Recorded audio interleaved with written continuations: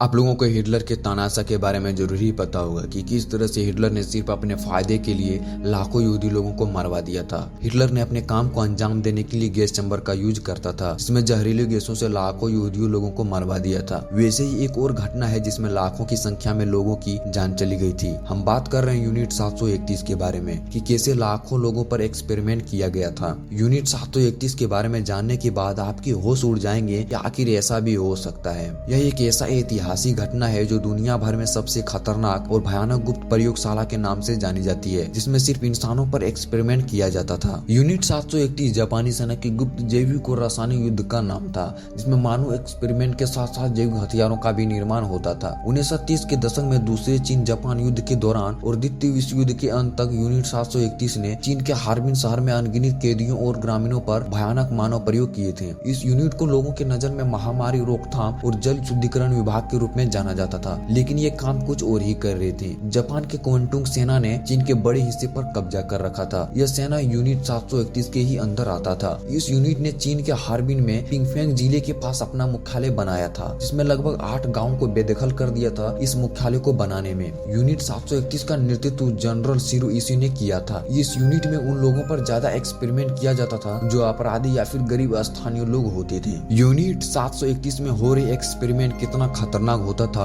आप इस बात से अंदाजा लगा सकते हैं कि किसी इंसान को एक बंद कमरे में डाल के उस पे जहरीली गैस छोड़ दिया जाता था और यूनिट 731 के वैज्ञानिक यह देखते थे कि इस गैस से कोई इंसान कितने देर तक जिंदा रह सकता है और कितना तड़प सकता है। कोई कोई गैस इतना खतरनाक होता था कि इंसान के बॉडी पार्ट पिघलने लगता था। किसी किसी को बिना एनेस्थीसिया दिए ही इंसानों के पार्ट अलग कर देते थे। ये तो कुछ भी नहीं था। उस समय में यूनिट 731 के सबसे खतरनाक में से एक था कि किसी जीवित इंसानों पर जैविक युद्ध हथियारों का परीक्षण करना, जैसे कोई बीमारी के वायरस। यूनिट 731 के हेड जो थे शिरो इशी के अंदर काम करने वाले जो डॉक्टर थे वो कैदियों को वायरस से इन्फेक्टेड करते थे और फिर ये अध्ययन करते थे कि जो रोगजनक वायरस थे वो किस तरह से फैलते हैं, वायरस कैसे फैलते हैं। इसकी और गहराई से अध्ययन करने के लिए यूनिट 731 के वैज्ञानिक सबसे पहले किसी एक व्यक्ति को वायरस से इन्फेक्टेड करते थे।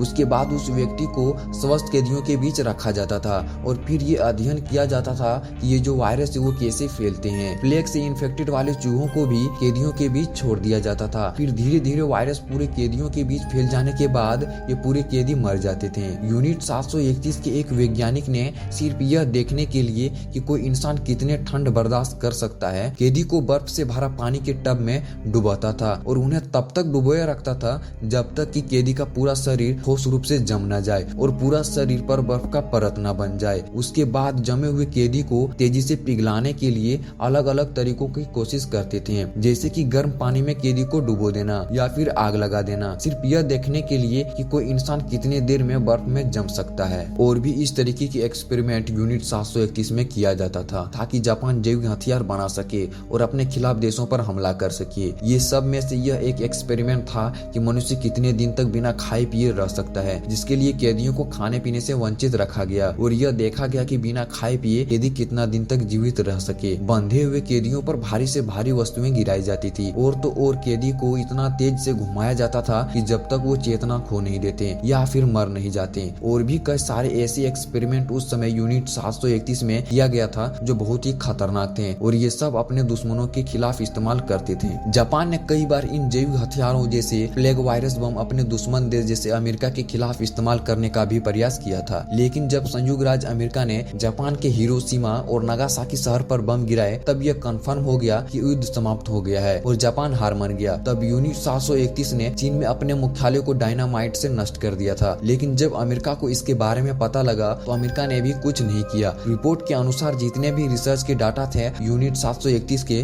वो सब अमेरिका ने अपने पास रख लिए और बदले में यूनिट 731 के सभी सैनिकों और यूनिट 731 के जो हेड थे शिरो इशी को जाने दिया। रिपोर्ट के अनुसार कहा जाता है कि शिरो इशी ने अपने आगे की जिंदगी टोक्यो में बिताया था और इनके जो सहयोगी थे उसको अच्छे रैंक दिया गया था। तो ये था कुछ यूनिट 731 के बारे में जानकारी। अगर आप इस तरह के वीडियो देखना पसंद करते हैं तो चैनल को सब्सक्राइब और वीडियो को लाइक जरूर करें।